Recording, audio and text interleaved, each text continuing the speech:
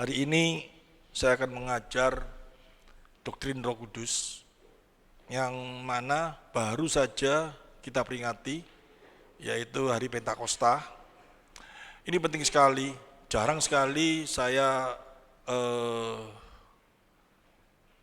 mengajar soal ini, tetapi hari ini saya memberanikan diri dan meminta Allah Roh Kudus memimpin saya untuk mengajarkan. Sayang bagi mereka yang tidak datang hari ini, dan kalau mungkin dengan alasan nanti bisa melihat YouTube, itu bukan sebuah alasan yang benar, ya, karena ibadah sebetulnya kalau ada rekaman YouTube itu ada baiknya juga ada tidak baiknya, karena ada beberapa orang merasa kalau ada kepentingan sedikit saja, nanti aku bisa lihat YouTube. Jadi makna ibadah sudah digeser lagi. Itu bukan ibadah kalau melihat YouTube, ya. Kan kita bisa diberi kesempatan untuk datang ke tempat ini dari kemurahan Tuhan, dan bersyukurlah kalau engkau masih tetap memiliki satu kesetiaan datang berkumpul bersama-sama memuji memuliakan Tuhan dan mengenal firman Tuhan di dalam satu kesatuan tubuh Kristus ini. Hari ini kita akan belajar tentang Roh Kudus. Roh Kudus itu sesuatu yang sulit sekali dipahami tanpa dengan iman yang benar. Ya, saya ulangi. Allah Roh Kudus itu sulit sekali dipahami tanpa iman yang benar. Orang banyak sekali berkata bahwa mereka percaya Roh Kudus dengan iman. Tapi iman yang bagaimana? Roh Kudus diterima di dalam pengertian yang bagaimana? Roh Kudus hadir dalam kehidupan kita itu bagaimana? Bahkan di dalam hari Pentakosta ini saya pasti sering kali mendengar orang menanti-nantikan Roh Kudus turun untuk berkuasa atas dirinya, memenuhi dirinya, dan menanti-nantikan Roh Kudus. Saya heran, padahal janji Tuhan pada waktu itu dia tidak berkata bahwa Roh Kudus dicurahkan setiap memperingati kenaikan dia ke surga, habis itu 50 hari baru Roh Kudus dicurahkan. Enggak. Tapi dia berkata bahwa saat dia nanti sudah naik ke surga, setelah hari ke-50, Roh Kudus dicurahkan sekali untuk selama-lamanya. Amin. Nah, ini harus menjadi satu pengertian yang benar dulu dalam hal ini. Apa Roh Kudus dicurahkan sekali untuk selama-lamanya bagi orang percaya? Karena di dalam Efesus jelas sekali dikatakan setiap orang percaya dan mengaku Yesus adalah Tuhan, saat itu juga Roh Kudus dimeteraikan dalam hidupnya. Tanda meterai itu apa? Menjadi milik Tuhan. Dan apa yang sudah Tuhan menjadi miliknya, tidak ada satu kuasa pun yang sanggup merampasnya. Jadi Roh Kudus itu tidak akan keluar masuk lagi, sekali untuk selama-lamanya. Dan bukti bahwa Roh Kudus sudah hadir dalam kehidupan setiap orang percaya, itu apa? Nah, ini yang penting. Dan Roh Kudus sebagai penolong, dia menolong dalam hal apa? Nah, ini juga penting. Banyak orang tidak ngerti, Roh Kudus menolong dalam hal apa? Salah satu yang paling gampang, tidak ada seorang pun yang mengenal Allah. Enggak ada. Tidak ada seorang pun yang mau mengenal Allah. Di dalam 1 Korintus 1 Korintus pasal 2 ayat yang ke-9 ya, mungkin ya, saya lupa ya. 1 Korintus, karena firman Tuhan itu, kebenaran itu dianggap satu kebodohan bagi setiap orang yang tidak mengenal Allah. Jadi nggak ada seorang pun yang mau mengenal Allah. Tapi dengan kuasa Roh Kudus yang hadir dalam kehidupan kita, yang kita nggak mau mengenal Allah, ditolong supaya kita mau mengenal Allah. Yang kita nggak mau ngereken siapa itu Tuhan dalam kehidupan kita, yang dimana kita itu dulunya yang nggak mau gobres apa itu kebenaran, itu didorong sama Roh Kudus, ditolong untuk supaya kita ingin tahu siapa itu Tuhan. Itu dia sebagai penolong. Amin. Saya ulangi ya. Coba kita lihat dulu di dalam Yohanes pasal 14 ayat 16 sampai 17.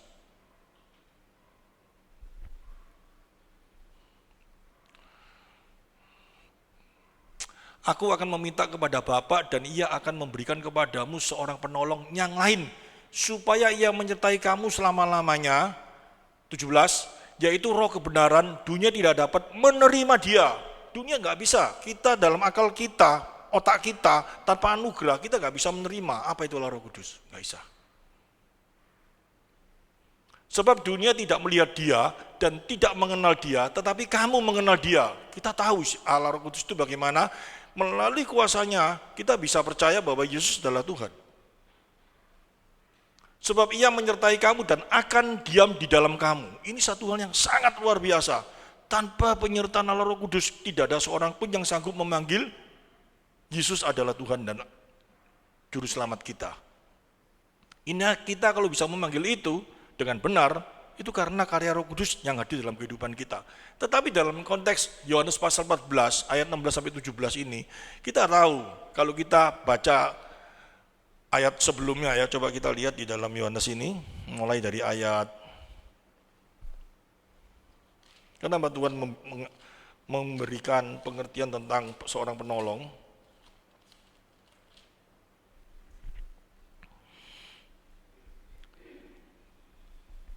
Mulai dari ayat 15.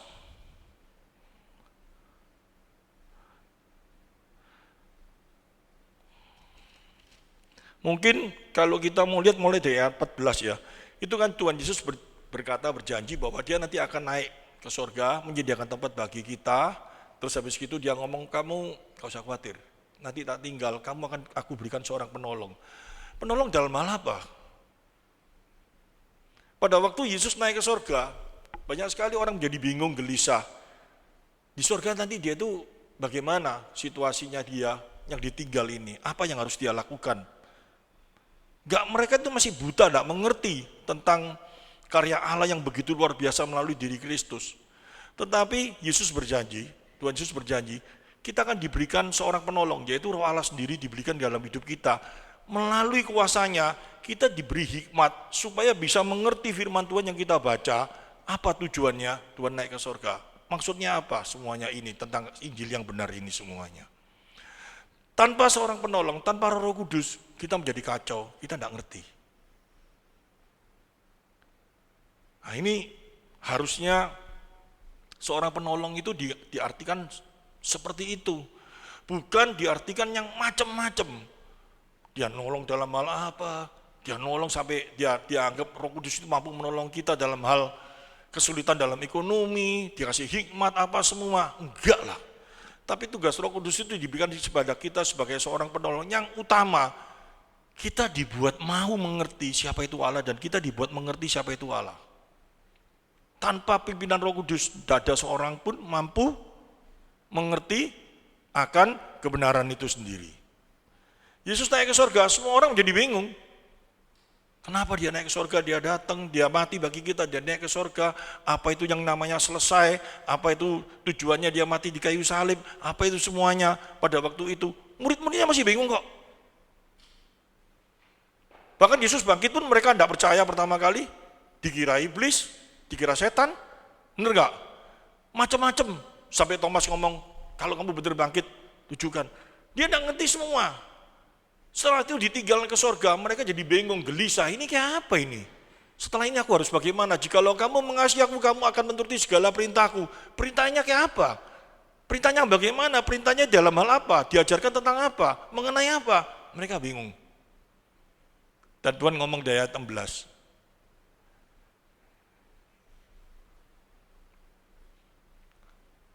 Aku akan meminta kepada Bapa dan ia akan memberikan kepadamu seorang penolong lain supaya ia menyertai kamu selama-lamanya. Tanpa pimpinan Roh Kudus, gak mungkin kita bisa kuat. Gak mungkin kita bisa kenal dia. Gak mungkin kita mengenal kasihnya. Ini satu hal yang sangat luar biasa.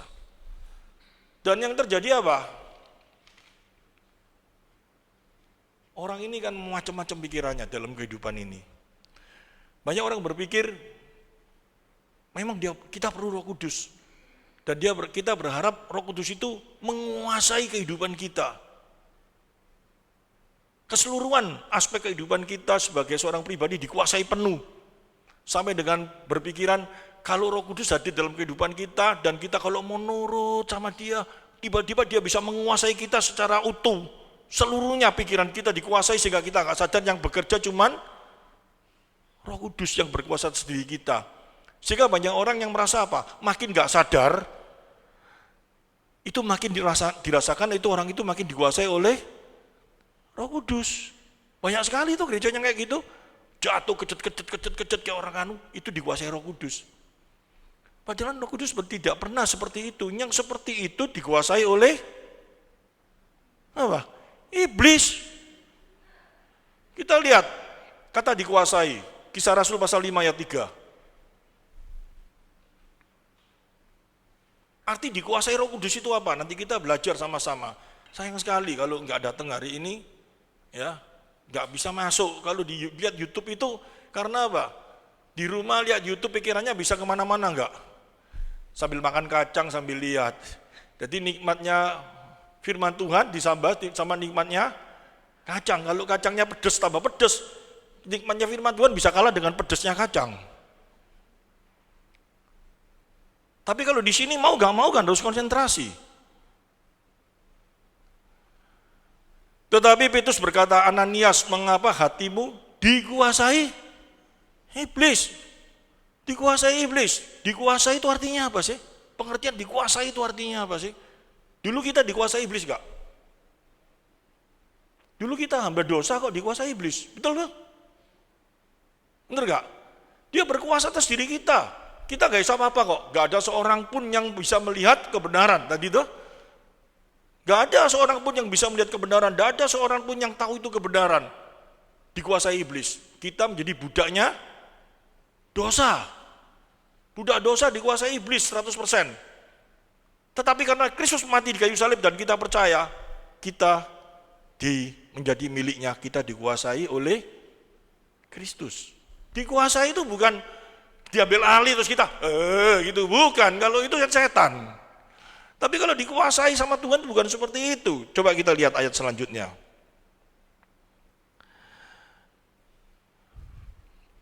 Roma pasal 8 ayat 9.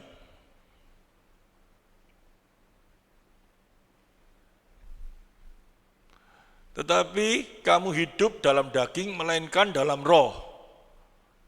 Tidak hidup dalam daging melainkan dalam roh. Jika memang roh Allah diam di dalam kamu, tetapi jika orang tidak memiliki roh Kristus, ia bukan milik Kristus, dikuasai. Karena dulu apa? Kita dulu milik dosa, milik iblis. Sekarang dimiliki Kristus, menjadi milik Kristus, dikuasai oleh Kristus. Kita sudah bukan menjadi hamba dosa, tetapi kita sudah menjadi hamba kebenaran. Roma pasal 5, itu jelas sekali. Terus kalau kita lihat 1 Korintus pasal 3 ayat 23.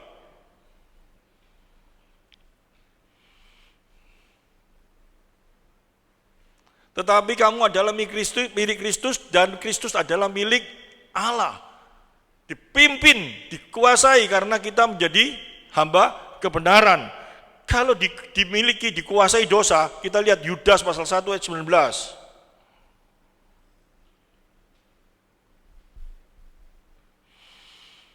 Tetapi mereka adalah pemecah belah yang dikuasai hanya oleh keinginan-keinginan dunia ini dan yang hidup tanpa Roh Kudus, dikuasai dosa.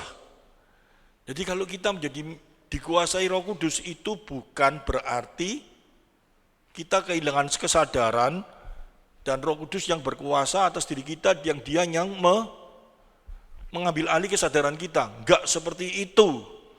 Tapi dia selalu memimpin kita, memenuhi itu memimpin. Jadi memimpin kita, mendorong kita, yang dulunya nggak mau percaya, yang dulunya nggak mau kenal Tuhan, yang dulunya nggak mau belajar tentang Tuhan, dipimpin, didorong supaya kita mau. Jadi kalau kita ngaku orang percaya, ngaku anak Tuhan, dengar firman Tuhan, nggak mau ngereken, nggak mau respon, nggak mau belajar, nggak mau tahu, tapi rasanya sudah melayani, kamu belum dikuasai oleh Roh Kudus, alias kamu masih dikuasai oleh dosa, masih kuasai setan. Karena kalau orang dipimpin Roh Kudus, dikuasai oleh Roh Kudus, itu hatinya selalu belajar, selalu ingin tahu kebenaran. Bukan, wes pokoknya aku nang gereja, pokoknya aku melayani, aku duduk, aku dengar firman Tuhan, gak ngerti, ya wes, bukan seperti itu. Ada satu keinginan, kemauan, terus ingin kenal Tuhan itu dengan dalam. Karena kita sudah menjadi miliknya. Yang dulunya kita nggak mau, sekarang kita menjadi mau belajar. Rasanya kalau kita dalam 1 hari, 2 hari lah, satu hari mungkin kita masih lemes. 2 hari kita rasanya nggak pernah merenungkan firman Tuhan, pikiran kita cuma ngelayang-layang nggak karu-karuan. Apalagi pada waktu di gereja nggak mau dengarkan firman Tuhan, pikirannya asik dengan pikiran yang macam-macam. Hati-hati, Anda belum dikuasai oleh Roh Kudus. Artinya kalau belum dikuasai Roh Kudus itu apa? Bukan menjadi milik Allah. Miliknya apa? Ya, ngerti seperti itu. Setiap orang yang menjadi milik Allah pasti mengasihi Allah. Dikatakan barang siapa mengasihi aku, pasti mereka mencari aku. Amin. Ini dalam hari ini dimengerti dulu. Orang cari gampangnya saja. Seolah-olah, wah aku ada Roh Kudus, aku dikuasai Roh Kudus dan penuh dengan Roh Kudus. Mulai dengan cara kayak apa? Dilihatkan kalau dikuasai Roh Kudus itu kehilangan kesadaran, pakai bahasa yang nggak jelas, yang nggak bisa diterima oleh orang, itu bahasa malaikat. Namanya bahasa itu harus bisa dimengerti enggak? Kita ini masih hidup di dunia dan orang-orang yang di sekitar kita ini manusia atau malaikat? Seumpama itu bahasa malaikat itu seperti itulah. Terus kita ini ngomong sama malaikat atau ngomong sama manusia? Oke lah, kalau dia alasan, aku ini lagi ngomong sama malaikat. Yang ngomong seperti itu, yang tidak pakai bahasa ya bisa dijelas itu, dia ngerti ya artinya, dia juga nggak ngerti. Dan dia merasa kehilangan kesadaran itu berarti dia dikuasai oleh malaikat. Malaikat yang mana? Malaikat yang jatuh dalam dosa itu siapa? Lucifer, setan. Gampang tuh sebetulnya tuh. Tapi banyak orang yang kayak gitu. Nunggu hari ke-50, tadi setelah hari ke-50 mereka kejet-kejet, kayak orang semua kayak apa gitu, itu sudah merasa dikuasai Roh Kudus dan keluar dari gereja merasa dipenuhi Roh Kudus. Aneh, gitu loh. Katanya Onju aneh. Namanya bahasa itu kan harus dimengerti. Kalau udah dimengerti, Rasul Paulus ngomong apa? Kamu ngomong kayak gitu yang tidak bisa dimengerti, terus kamu ngoceh terus, dikira kamu orang sendeng, jam 7 kurang seperempat. Karena banyak orangnya kayak gitu, merasa bangga. Kalau memang bahasa, kan nggak mungkin seragam. Masuk satu gereja bahasanya seragam, sandal lawas, sandal baru semua kayak gitu. Dan itu bangga, apalagi matanya sudah mendelik-mendelik gitu. Terus jatuh, terus gak sadarkan diri, wah kepenuhan apa itu? Aneh toh. Banyak orang yang seperti itu, padahal sesungguhnya bukan seperti itu maunya Tuhan. Nanti kita sama-sama belajar hari ini kok. Kita punya Tuhan yang begitu mengasihi kita secara luar biasa loh. Dengan kita ditolong oleh Roh Kudus, kita diberi satu kemampuan supaya kita bisa mengerti firman Tuhan dengan baik. Dan firman Tuhan ini adalah apa? Sumber kehidupan. Jelas loh. Tuhan pada waktu dicobai ngomong apa? Orang hidup bukan cuma karena roti, tapi oleh karena kebenaran firman Allah. Ini orang tidak ngerti artinya ini semua, karena tidak ada Roh Kudus dalam hidup, ya diartikan yang macam-macam. Padahal sangat luar biasa nanti untuk kehidupan kamu berumah tangga, apa semua Tuhan ajarkan semua. Wih, luar biasa. Saya baca ini, aduh luar biasanya Tuhanku. Kita memiliki Tuhan yang begitu mengasihi kita secara dalam, secara luar biasa. Saya melihat beberapa hari ini di YouTube khotbah-khotbah tentang hari Pentakosta. Banyak yang salah, yang benar, banyak yang benar, tapi penerapannya kurang. Apa sih tujuannya?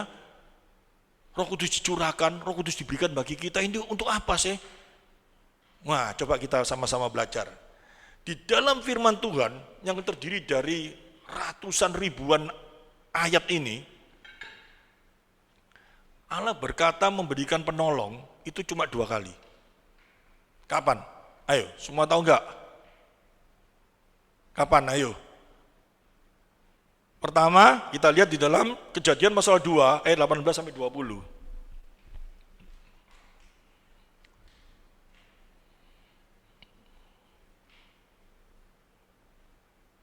Tuhan Allah berfirman, tidak baik kalau manusia itu seorang diri saja, aku akan menjadikan penolong baginya yang sepadan dengan dia. Penolong, diberikan penolong toh? Yang pertama kali, pada saat kapan? Manusia diciptakan, Tuhan kasih penolong yang sepadan. Ini karena orang menafsirkan ini tidak mengerti, tidak ada Roh Kudus, ditafsirkan macam-macam. Laki-laki kalau nggak ada perempuan ya gak jangkep katanya kayak gitu. Ya, saya bahas sedikit. Allah menciptakan dalam firman Tuhan ini cuma ada 2 jenis toh, laki-laki dan perempuan. Sekarang ada model macam apa? Setengah laki, setengah perempuan. Ada toh? Jenisnya macam-macam dan mereka ngomong apa? Ini emansipasi. Mereka harus juga dihormati karena ciptaan Allah. Allah nggak pernah ciptakan orang model kayak gitu. Ya gak laki, ya gak wedok, jalan gini-gini, gitu, dicelahai, pakai pakaian akeh, gak wedok, gak laki. Gak pernah Allah ciptakan kayak gitu, itu karena dosa. Gak ada alasan kayak gitu itu, salah. Kalau di sini ada kayak gitu gak apa-apa, gak ada kok. Dosa itu. Ya gak usah dibahas itu, nanti suatu saat itu akan saya bahas lagi dosa, akibat dosa, terjadi macam-macam yang kayak gitu, tapi saya akan fokus kepada seorang penolong. Pertama kali Allah memberikan seorang penolong, tujuannya apa? Kita baca terus yuk sampai ayat yang ke-20.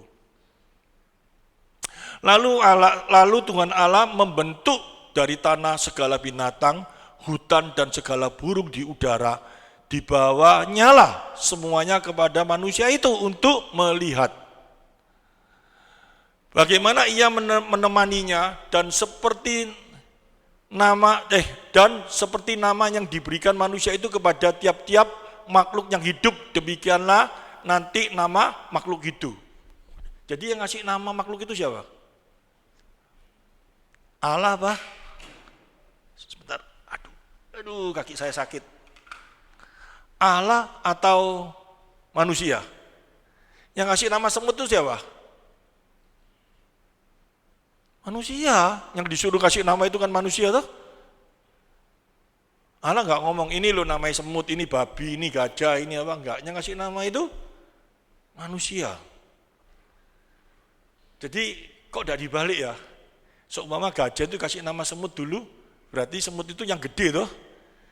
Terus semut dikasih nama gajah gitu ya. Terus ayam diganti nama babi gitu ya. Jadi mereka nggak boleh makan ayam. Haram ayam gitu toh. Ya. Manusia dikasih kekuatan seperti itu. Kasih nama itu bukan satu loh, jutaan loh, banyak sekali loh nama itu. Binatang itu, hikmatnya manusia itu saya mikir, iya ya manusia ini luar biasa loh ya. Karena apa? Kita tahu toh kemarin sudah saya ajarkan, kita dibuat serupa dengan gambar Allah. Gambar Allah itu kita dikasih hikmat, kekuatan untuk mencipta. Manusia itu mampu menciptakan sesuatu yang sangat dahsyat. Tidak ada makhluk sehebat manusia. Tidak ada. Katak, gaya renang, gaya katak, sempurna dia. Sempurna luar biasa. Gaya katak itu paling sempurna loh. Katak itu kataknya kok manusia niru itu. Tapi katak tidak bisa gaya bebas. Pernah lihat binatang katak renang gaya bebas gini? Nggak bisa. Tapi manusia luar biasa, bisa gaya katak, bisa gaya bebas, gaya lumba-lumba, gaya apa lagi? Gaya duyung, gaya dada, gaya batu, tenggelam. Itu manusia loh, yang mana asalnya manusia pada waktu bayi nggak bisa apa-apa tuh. Masa bisa bayi dicemplung no air gitu langsung gaya katak gitu? Nggak bisa, tapi bisa memiliki kekuatan kayak gitu. Itu serupa dengan gambar Allah maksudnya. Di mana Allah memberikan Allah itu dengan satu tujuan apa? Untuk memuliakan Dia. Amin. Nah, kalau kata memuliakan dia, kita pasti nggak terima. Manusia itu dari dulu sudah diciptakan sehebat gitu, kepingin memuliakan dirinya sendiri. Tapi Allah itu luar biasa. Allah itu, kalau kita bisa bayangkan kasihnya Allah di dalam ayat ini, itu luar biasa loh. Dia tahu manusia yang laki tok, dikatakan di sini apa? Manusia itu melihat bagaimana ia menemaninya, menamainya, dan seperti nama yang diberikan manusia itu kepada tiap-tiap makhluk yang hidup, demikianlah nanti nama makhluk itu. Jadi ini pengakuan Allah loh. Allah tidak egois. Binatang semua itu yang kasih nama aku, tidak loh. Dikasih keterangan toh, yang kasih nama itu manusia, bener gak? Terus, manusia itu memberi nama kepada segala ternak, kepada burung-burung di udara dan kepada segala binatang hutan. Tetapi baginya sendiri ia tidak menjumpai penolong yang sepadan dengan dia. Tidak ada teman bicara. Nah, isa manusia. Aku heran kok ada orang yang ngomong dulu sebelum jatuh dalam dosa. Macan itu bisa ngomong apa? Ada orang ngomong kayak gitu. Manusia bisa ngomong-ngomong sama macan. Sehingga Nabi, siapa namanya? Nabi yang Sulaiman itu bisa ngomong sama binatang. Dia apa ngomong sama binatang itu gitu loh. Semut. Untuk apa? Kan aneh gitu loh. Nggak ada yang sepadan, nggak ada yang bisa mengoncoi dia, nggak bisa lengkap, nggak lengkap toh. Melihat yang lainnya binatang sama binatang, rasanya ada yang menemani, ini nggak ada, nggak lengkap. Sehingga Tuhan Allah memberikan pelengkap seorang wanita. Kenapa nggak laki-laki? Ya ada satu tujuan, supaya nanti berkembang biak. Bener toh? Laki-laki kan nggak bisa. Itu Allah. Tujuannya kayak gitu, bukan cuma tujuannya dijadikan perempuan dari tulang rusuknya. Terus perempuan itu harus lebih rendah. Gila. Sama. Nanti digambarkan di dalam ayat selanjutnya. Luar biasa Tuhan itu. Pengertian seperti ini, pendamping itu bukan asisten atau pembantu, tapi pelengkap.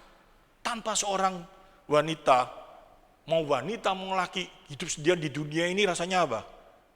Mau dikasih seluruh dunia, tapi kamu hidup sendirian. Mau dipamerin ambil sopo? Kamu punya emas 1000 ton, mau dipamerin ambil sopo nek dewean? Mau punya apapun, sehebat apapun, tapi sendirian, mau ngomong nggak bisa apa? Allah itu tahu, kasih pendamping, pelengkap. Dengan satu tujuan, mereka bisa bersyukur, memuliakan Tuhan. Tuhan baik, Tuhan luar biasa, Tuhan gini. Sepadan, melengkapi, luar biasa sekali. Tapi yang terjadi karena dosa, manusianya dikasih hikmat luar biasa itu, dipakai bukan untuk memuliakan Tuhan, tetapi untuk memuliakan diri sendiri. Manusia dengan manusia sedemikian banyaknya bukan berkumpul, bersatu, bukan memuliakan Tuhan, tetapi dipakai untuk memuliakan diri sendiri. Akibatnya, tambahin apa? Tambah sengsara. Sengsara. Contoh,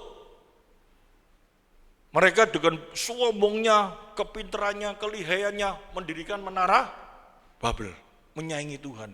Untuk memuliakan diri sendiri, Tuhan marah. Tuhan marah bukan gak masuk akal lah, kalau tujuannya kamu mau mendirikan menara saat tinggi nih, apapun juga mau mencapai Tuhan, ini tidak mungkin bisa. Ngerti maksudnya? Berapa tingkat sih? Sudah pernah tak jelaskan toh, angkasa itu, alam semesta itu tidak terkira loh. Dalamnya, panjangnya, besarnya, lebarnya. Manusia mau mencapai Allah, pakai apa ya nggak bisa. Tapi kenapa Allah marah? Bukan Allah cuma ngomong gitu, ayo wis bangun no, sak dhuwur ya apa kon. Gak kira so nyampe aku. Allah bukan seperti itu. Tapi yang Allah marah itu hatinya cenderung sudah dikuasai oleh dosa.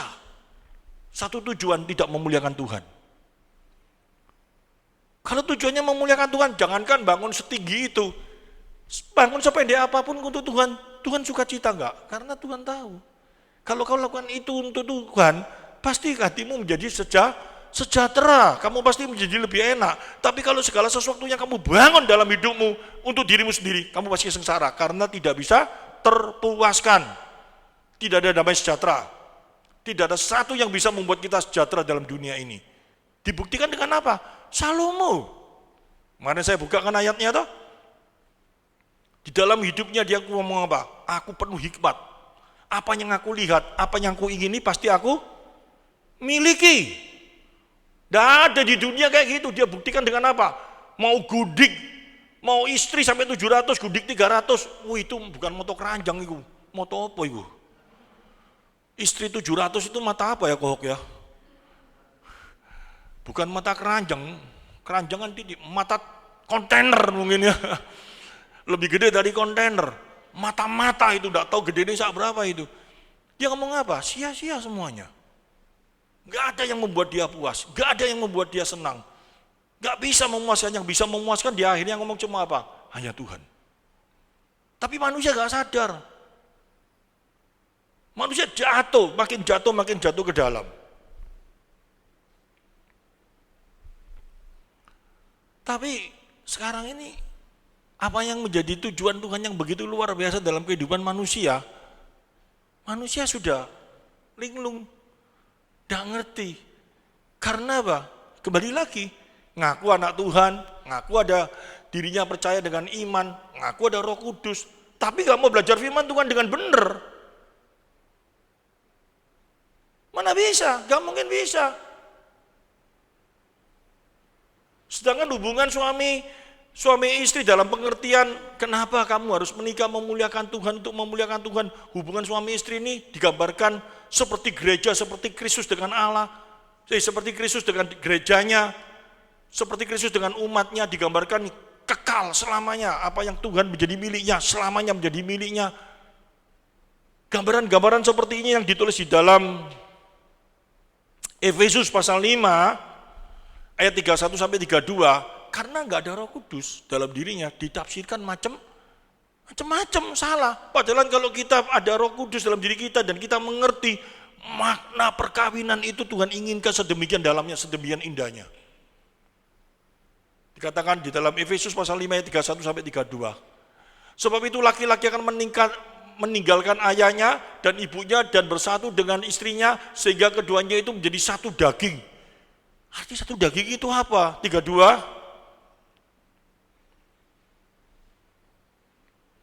Rahasia ini benar, rahasia. Tetapi yang aku maksudkan ialah hubungan Kristus dengan jemaat. Tuh, kok aneh ya? Tadi kata-katanya suami istri menjadi satu daging loh. Tapi rahasia ini benar. Jadi ada hubungannya dua. Yang satu hubungan suami istri menjadi satu daging, yang dimaksud itu apa? Digambarkan seperti hubungan Kristus dengan jemaat. Dan kita lihat juga di dalam Markus pasal 10 ayat 7 dan 8.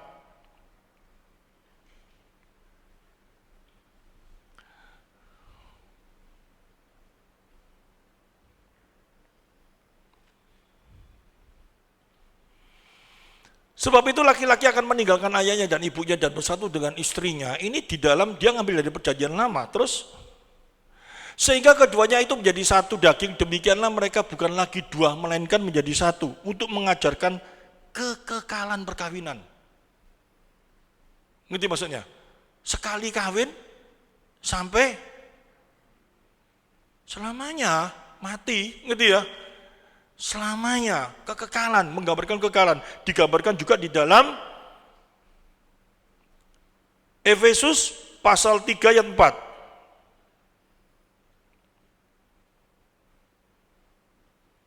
Kalau tadi di dalam Efesus pasal 5 ayat 31 sampai 32 itu menggambarkan hubungan antara Kristus dengan umatnya. Tidak ada Kristus sama umatnya itu nanti sudah dipilih, dia mati kayu salib menjadi miliknya, habis gitu putus buyar gara-gara dosa, karena Tuhan tidak mau ngakoni. Enggak, sekali menjadi milik Kristus, selamanya menjadi milik Kristus. Itu di dalam Efesus pasal 5 ayat 31 sampai dengan 32. Dan di dalam Efesus pasal 3 ayat 4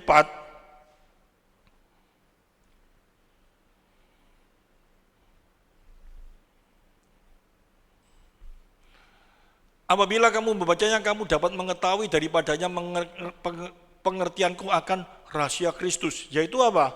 Saya cepat saja kok ini ya. Yaitu rencana Allah bagi dunia melalui gerejanya. Di dalam Efesus pasal 1 ayat 9 berbicara kesatuan, bukan laki-laki dan perempuan, melainkan antara Kristus dengan tubuhnya. Jadi luar biasa sekali, gambaran-gambaran yang seperti ini merupakan satu kesatuan yang tidak mungkin bisa dipisahkan. Janji Tuhan bagi setiap orang yang dipilihnya, tidak ada satu kuasa pun yang sanggup menceraikan, memisahkan. Demikian juga suami istri yang sudah disatukan, itu digambarkan hubungan kekekalan seperti itu. Cuman itu saja intinya. Dan kita kembali sekarang. Di dalam Kejadian pasal 2 ayat 18 sampai 20, Tuhan memberikan penolong yang sepadan. Saya bisa membayangkan kok ya. Tuhan itu baik luar biasa enggak? Allah itu baik luar biasa enggak?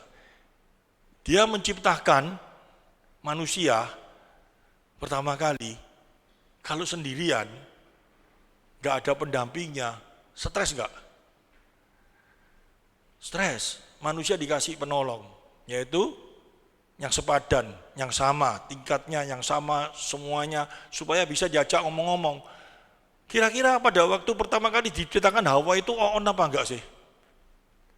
Pasti enggak, sama-sama pinternya lah, gitu. Sehingga bisa diajak ngomong, sepadan itu sama-sama bisa. Dialog sama, mengerti sama, sama-sama semuanya. Dan itu dilakukan supaya untuk memuliakan Tuhan. Tetapi karena jatuh dalam dosa, manusia sudah tidak bisa bahagia ketemu manusia. Ayo saya mau tanya, manusia ketemu manusia, yang sepadan itu kan harusnya kan ada saling menolong, saling memberi, saling mengisi, saling apa lagi? Mengasihi, saling apa? Menopang, saling macam-macam. Tapi karena dosa, bisa saling menolong? Bisa saling mengasihi? Bisa saling memberi? Bisa.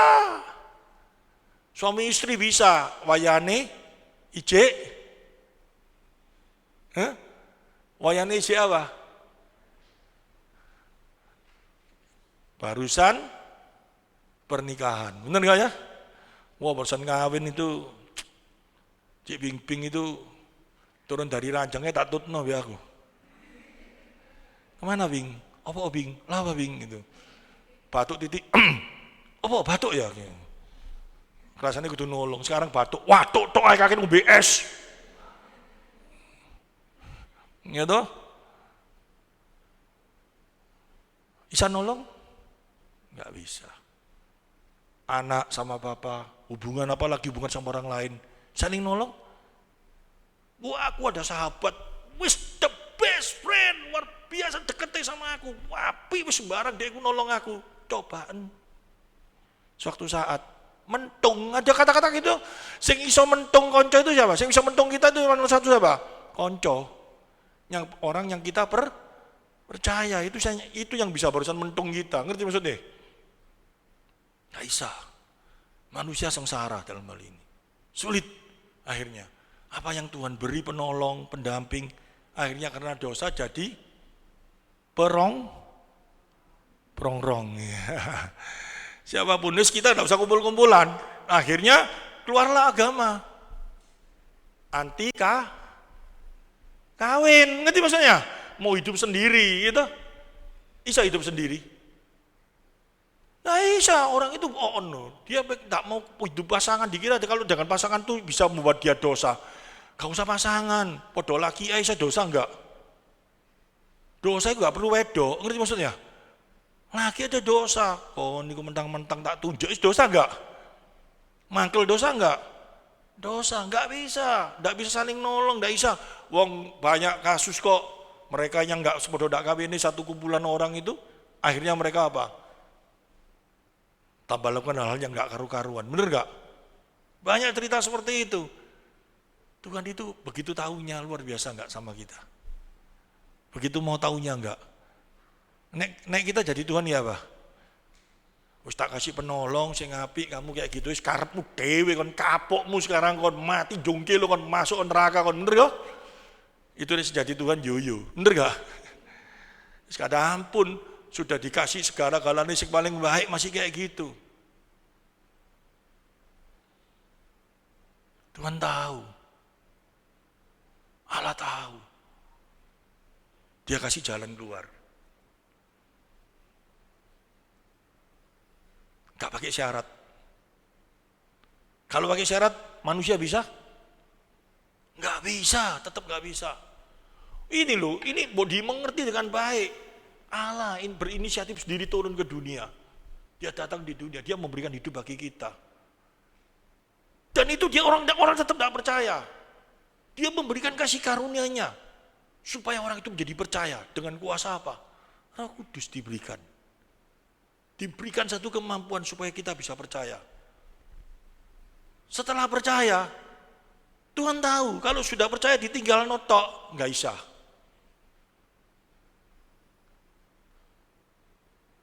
Dia berjanji, Roh Kudus itu diberikan bagi kita selalu. Tujuannya untuk apa? Sehingga dikatakan di dalam perkawinan suami istri, di tengah-tengahnya harus ada Kristus.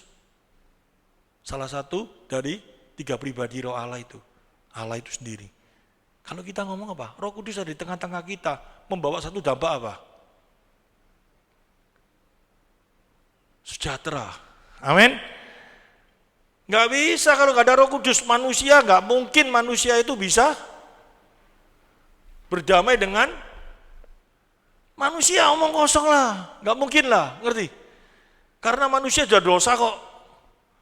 Manusia itu pasti gontok-gontokan, pasti tawur-tawuran terus, nggak mungkin. Saya bisa bayangkan ya, tanpa Roh Kudus, hancur kita semuanya. Yang kuat dalam hati kita ini selalu baik atau jelek? Ngaku aja, selalu baik atau jelek? Jelek. Yang bisa membuat kita menjadi baik, benar loh ya. Benar, itu hanya apa? Roh Kudus. Melalui apa? Diingatkan melalui firman. Kita mau gak mau, kalau Roh Kudus itu ada dalam diri kita, dan kita sudah dilengkapi dengan firman, kita sudah belajar firman, gak ada satu kekuatan yang bisa mengalahkan kebenaran itu sendiri. Mau memungkiri kebenaran itu gak mungkin bisa. Dengan apapun juga gak mungkin bisa. Dikatakan di dalam Roma pasal 8 ayat 35 sampai 39. Kekuatan apapun dalam dunia ini tidak bisa mengalahkan kasih Allah yang melalui apa? Roh Kudus yang sudah diberikan. Pedang, ketelanjangan, ancaman, kesakitan, kesengsaraan, apapun juga tidak bisa mengalahkan kita. Karena apa? Roh Allah sudah diberikan bagi kita. Caranya bagaimana? Orang tidak mau belajar ini. Roh Kudus diberikan, tidak mengerti, difungsikan dengan pengertian yang lain. Teman saya pergi keluar kota, kesasar, aku untung loh ada Tuhan Yesus. Roh Kudus itu memimpin aku bisa sampai ke tempat tujuan. Kalau ada Roh Kudus gak sampai tempat tujuan. Saya ini gak perlu Roh Kudus. Pakai Google Map.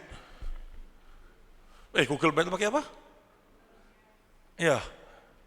Saya mau beli barang aja, tinggal kasih alamatnya, kirim ke sana, kirim Sherlock, orang lihat datang. Orang itu bukan orang Kristen, nggak percaya Roh Kudus. Saya ketemu nggak? Ketemu. Loh, bener nggak? Teman saya untung nggak ngomong sama saya kayak gitu. Kondeso kon. Katanya Roh Kudus kalau dia berdoa toh, bawa HP dia doa. Aduh Roh Kudus tolong aku. Saya kesasar ini bagaimana ketemunya jalan Roh Kudus sih paling ngomong deso.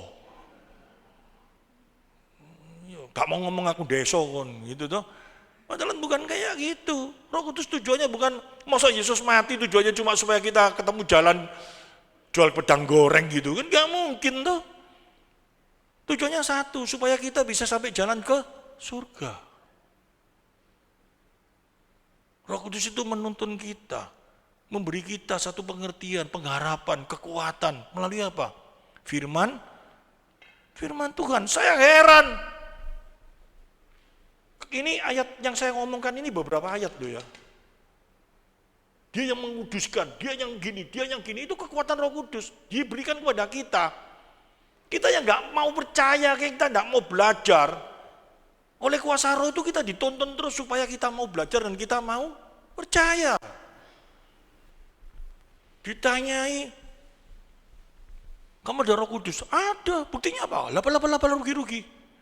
Tapi ditanyai yang betul, bukti kamu ada Roh Kudus apa? Cinta Tuhan? Cinta. Buktinya apa? Aku setiap hari berdoa. Aku setiap hari ikut acara ibadah. Aku tiap hari. Tapi kenal Tuhan? Belum tentu. Karena tidak mau belajar firman Tuhan. Tidak mau tahu siapa Tuhan. Mana bisa disebut kenal Tuhan?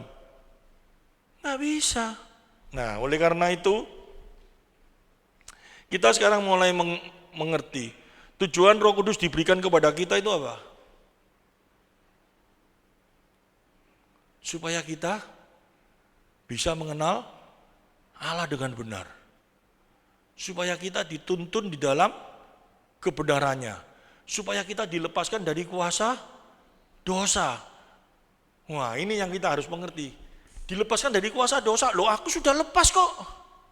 Benar gak? Kristus mati bagiku dan dia sudah menebus aku sudah menjadi miliknya kok. Iya memang, Rasul Paulus sudah ngomong kayak gitu. Tapi Rasul Paulus sendiri pun di dalam firman-Nya ngomong, aku masih berat ini karena apa?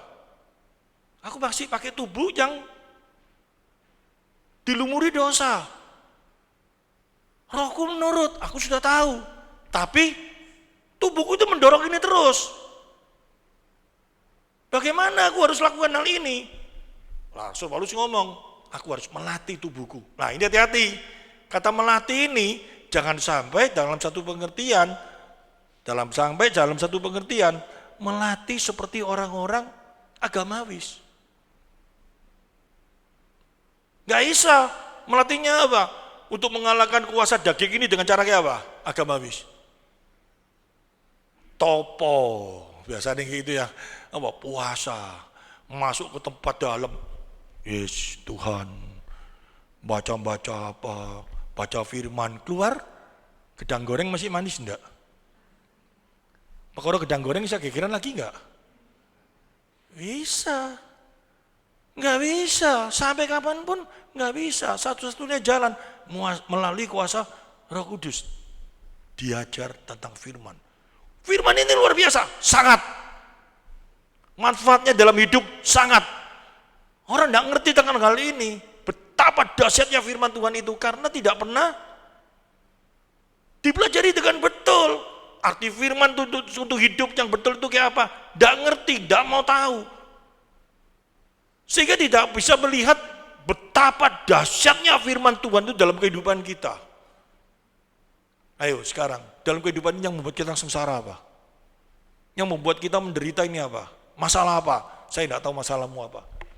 Semuanya. Tapi saya punya masalah enggak? Punya. Ojo dianggap kalau pendeta enggak ada masalahnya. Yang enggak ada masalah itu cuma Tuhan, dia sempurna. Kalau saya masih di dunia ini ada masalah. Saya bisa khawatir? Bisa. Kalau saya enggak ada khawatir, berarti saya nanti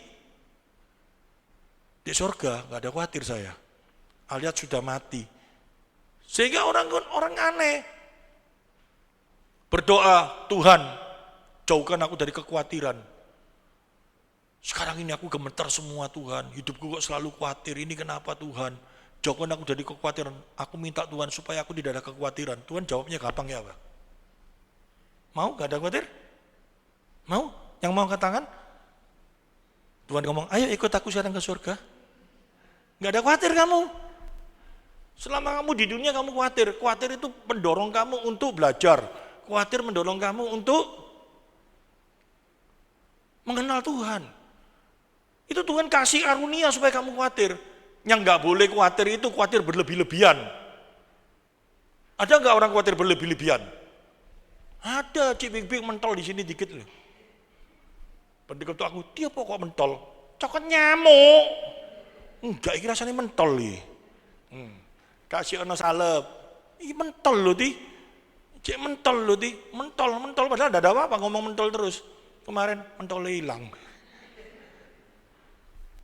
Itu khawatir berlebihan. Saya tahu dia ngomong mentol di sini apa. Karena saya minta maaf sama istri saya juga, bapaknya dulu pada waktu tidak ada itu kena kanker kelenjar getah bening sehingga sininya bengkak, mulai dari kecil bengkak. Jadi dia khawatir, ojo aku mentol kayak itu, ojo ini. Enggak, gitu loh, ngerti? Itu khawatir berlebihan. Untuk masalah hidup, waduh orang itu sampai digambarkan, janganlah kamu khawatir akan hari esok, hari ini kesusahan untuk hari ini. Berarti boleh gak khawatir? Boleh. Kamu kalau gak khawatir itu ya kucing. Namanya manusia itu khawatir ya. Nek mama di lono biar mama ini jadi orang khawatir toh ay. Ndak khawatir lah mama mati. Tapi khawatir sih gak karu-karuan gitu. Saya pernah ngalami kayak gitu, khawatir gak karu-karuan. Sekarang aja kayak gitu kok. Baru-baru ini. Gak bisa ke belakang 2 hari, metu titik-titik itu, oh cocok kanker. Bayangkan, mungkin untuk sing kanker gini-gini, besok brual gitu, legong. Nanti berapa hari gitu lagi, kanker. Lupa, sudah brawl berapa kali gitu loh. Kalau sudah kayak gitu bisa stres gak? Stres. Orang itu 2 hari, iki nek 3 hari sampai ndak keluar, iki berarti bahaya iki. 3 hari ndak keluar semua, lu mati. Padahal anak saya Fang itu 7 hari ndak keluar ya santai deh. Santai saja dia. Hari ke-8 16 katanya dia. Itu manusia, yang kayak itu ndak boleh. Gara-gara kayak gitu kamu gak bisa apa-apa. Suaminya kerja, wah ojo kecatal wewe. Suaminya barusan nyetat sepeda motor, keren. Di mana yang? Oh aku di sini, aku udah gipo jalan, iya. Barusan jalan 10 meter, keren pura-pura. Kamu sudah makan? Sudah. Oh cek api bojone. Jalan lagi, barusan 10 meter. Kamu sudah minum? Wes.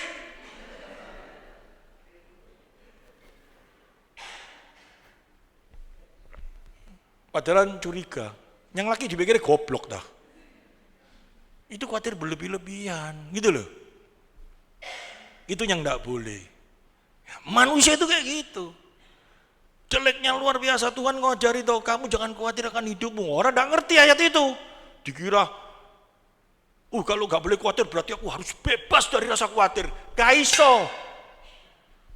Pertama kali saya enggak ngerti, bangun tidur saya berdoa, Tuhan, jauhkan aku dari rasa khawatir. Mudun ranjang kaki sakit, aduh, apa iya, suka khawatir tuh, nggak bisa. Yang nggak boleh itu khawatir berlebihan. Kalau kamu nggak pernah rasa khawatir itu bahaya, ngerti? Males, gak usah kerja, gitu. Gak khawatir beras karek 2 biji tuh, alah, besok gak makan gak apa-apa. Masa depan, alas, anak gak sekolah ya usah urip ae kok. Gak usah dipikirno. Anaknya gede kok goblok kabeh. Kan bukan kayak gitu, ngerti?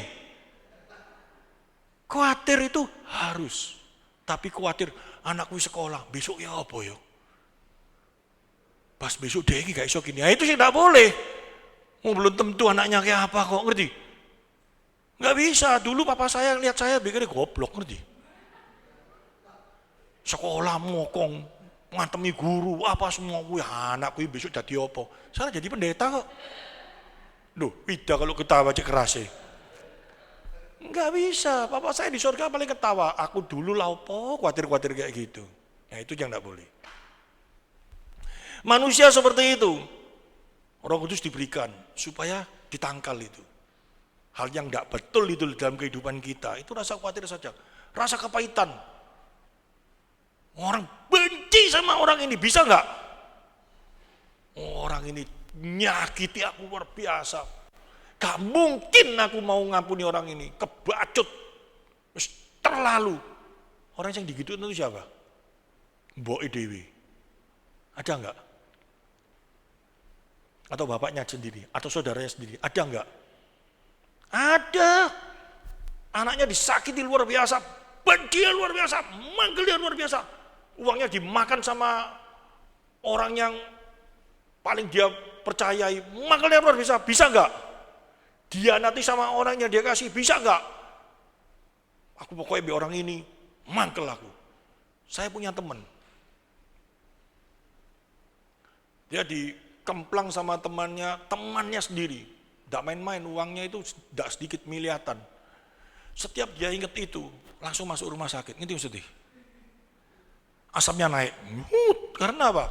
Balik no duit sak gitu dia mikir, aku saiki umur sak mini loh. Sampai mati aku gak bisa untuk duit sak gitu, dimplok sama temen-temenku. Aku nek inget dia, aduh kudu tak kruwes. Ame tak bunuh aku gak berani, tapi kan tak bunuh aku iso sakit. Ya dilupano tuh, ngerti maksudnya? Lupano ae, gak apa-apa. Toh kon iso hidup, kon iso enak. Dengan kon mangkel kayak gitu kon mosok bisa enak, kan gak bisa toh? Orang nek penuh dengan dendam, dengan sakit hati itu bisa enak. Paling gak enak loh, tidur itu inget ya. Enak-enak tidur mau sek itu terus inget, wong iki benceno. Deng langsung gak bisa tidur itu. Nyakiti aku, deng rasanya. Waduh, kayak mulai balas itu, wah diciptakan macam-macam. Gak bisa tidur, ngimpi dibawa gitu, gak bisa senang semua. Cara menghilangkan itu kayak apa?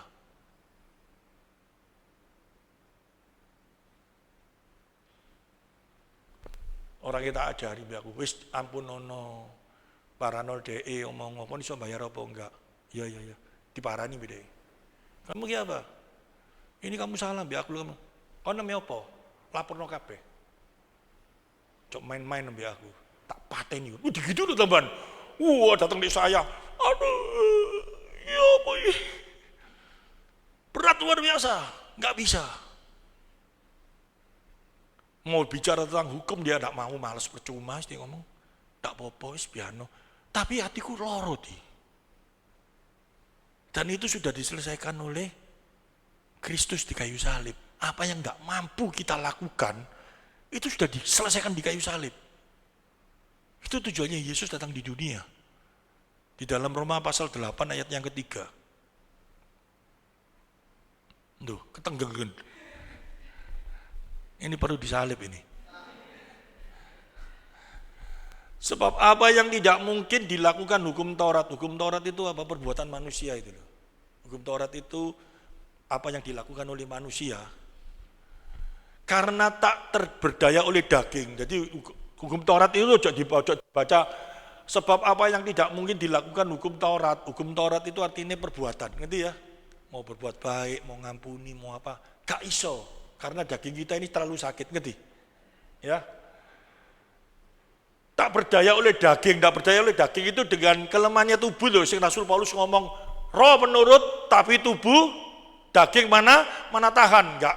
Rasul Paulus saja gak bisa kok, apalagi Rasul CP. Gak mungkin lah. Ya, jadi CP kalau mangkel sama Wida apa, aku ini sak jangan sing mangkel situ ini. Soro iki. Oh Wida aku nek tidur ngorok iku sampai nemen, tapi tak tapuk ya apa? Gak ngomong, gak bisa tidur, mangkel tapi gak bisa ngomong, aku sakit ini. Itu sudah dibereskan Yesus di kayu salib. Secara manusia memang layak kita marah, secara manusia memang kita layak membalas. Tetapi karena kasih, itu tidak mungkin kita lakukan itu. Itu sudah dibereskan di Yesus di kayu salib. Artinya kayak gini. Untuk itu Yesus mati bagi kita. Karena kalau kamu ada dendam, ada sakit hati sama orang, kepahitan, itu dosa. Ngerti maksudnya? Dosa itu bukan berarti kamu cuma takut dihukum di neraka, jangan itu tak salah. Kalau kita ngomong pengertiannya kita satu loh ya. Kalau dalam kehidupan ini loh ya, dalam kehidupan ini ya, semuanya saya kasih tahu ya. Ini penting. Kalau kita itu takut lakukan dosa karena takut dihukum di neraka, kamu pasti tetap lakukan dosa. Saya ulangi ya. Kalau cuman karena kita tidak mau lakukan dosa itu karena kalau kita takut dihukum di neraka, kamu pasti tetap lakukan dosa. Neraka, urusan neraka, yang penting saiki enak, bener gak?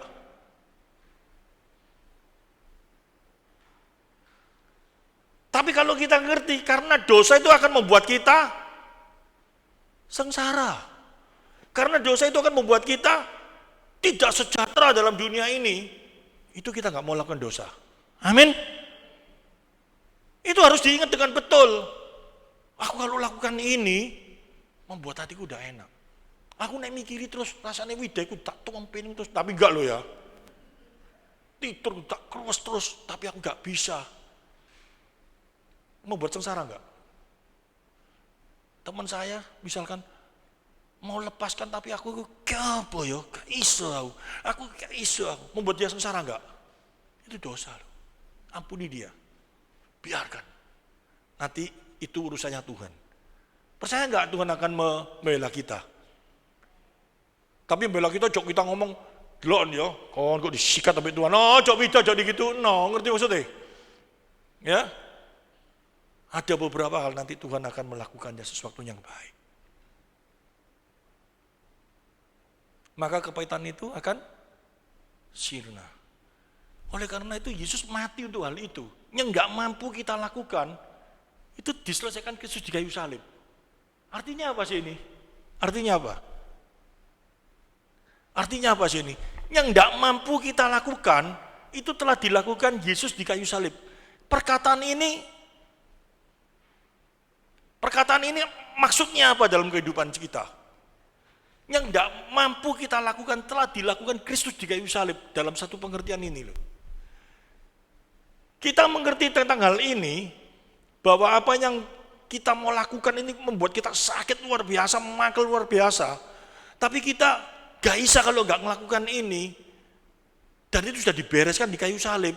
Untuk itu Yesus mati bagi kita. Kita percaya enggak? Untuk itu kasihnya Kristus itu diberikan bagi kita supaya kita terbebas dari kuasa dosa itu. Terbebas dari kesengsaraan di dunia ini maupun nanti. Amin. Yesus mati itu untuk kita, bukan cuman kita ditaruh di sorga, saat ini kita di dunia dibuat sengsara, sakit. Enggak. Karena salib itu telah dipikul oleh Kristus. Kuk yang kuberikan enak dan ringan rasanya. Amin. Itu mau dilepaskan semua oleh Kristus. Kok bisa caranya? Bisa. Dia tahu untuk hal yang seperti ini yang membuat kita sengsara, yang membuat kita rasanya sulit. Untuk itu Yesus mau mati di kayu salib. Kita mengasihi Tuhan enggak? Kita cinta Tuhan enggak? Kalau kita cinta Tuhan, kita harus bisa melakukan apa yang enggak mungkin kita bisa lakukan. Kita kasih contoh lagi. Pernah saya kasih contoh sudah. Sesuatu yang membuat kita sengsara, harusnya kita pikul. Tapi ada salah satu orang yang kita kasih, yang kita cintai. Untuk itu dia mau mati untuk kita. Ngerti maksudnya ya? Untuk itu dia mau mati sama kita. Kalau kita memang betul-betul merasakan hal itu, pasti kita bisa melakukan sesuatu yang harusnya kita gak mungkin bisa. Tapi gara-gara itu, orang ini mau mati untuk kita. Kita pasti bisa melakukan sesuatu yang gak mungkin kita bisa lakukan setelah itu. Kalau kita melihat, memandang kasih orang yang mau mati untuk kita seperti itu, yaitu Tuhan.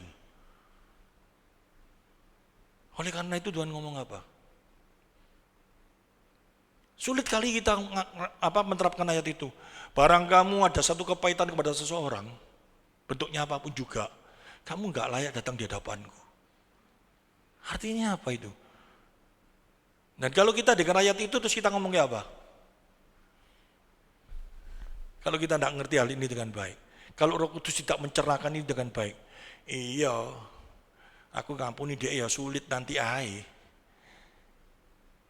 sulit aku, gak bisa aku ngampuni dia, kebacut, apa semua. Dengan adanya itu membuat kita menjadi baik, menjadi enak, menjadi kita, kalau kita benci sama orang itu kita bisa makan itu dengan lahap, benci orang itu, wah aku nek benci orang itu makan, enak. Tidurku enak aku nek benci orang itu, bisa? Enggak bisa.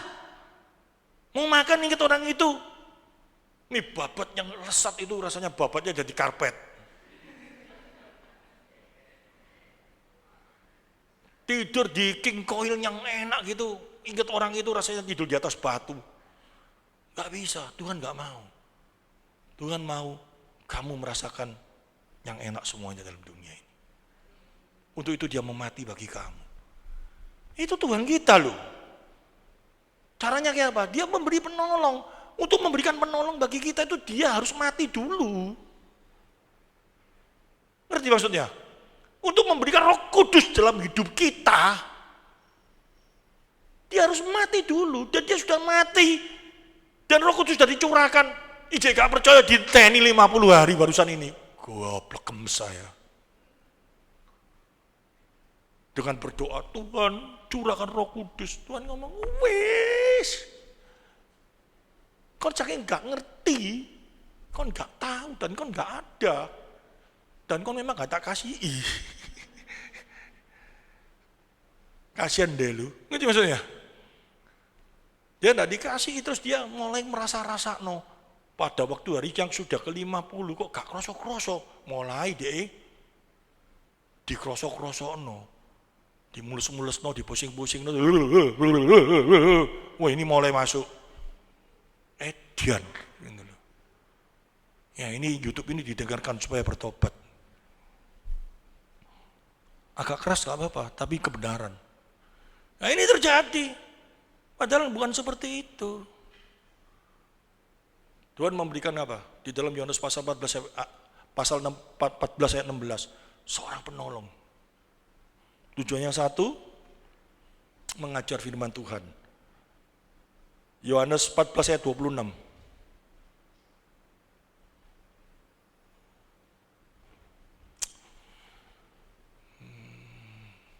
Tetapi penghibur yaitu Roh Kudus yang akan diutus oleh Bapa dalam namaku, dialah yang akan mengajarkan segala sesuatu kepadamu dan akan mengingatkan kamu akan semua yang telah dikatakan kepadamu. Apa yang dikatakan? Firman Tuhan. Amin.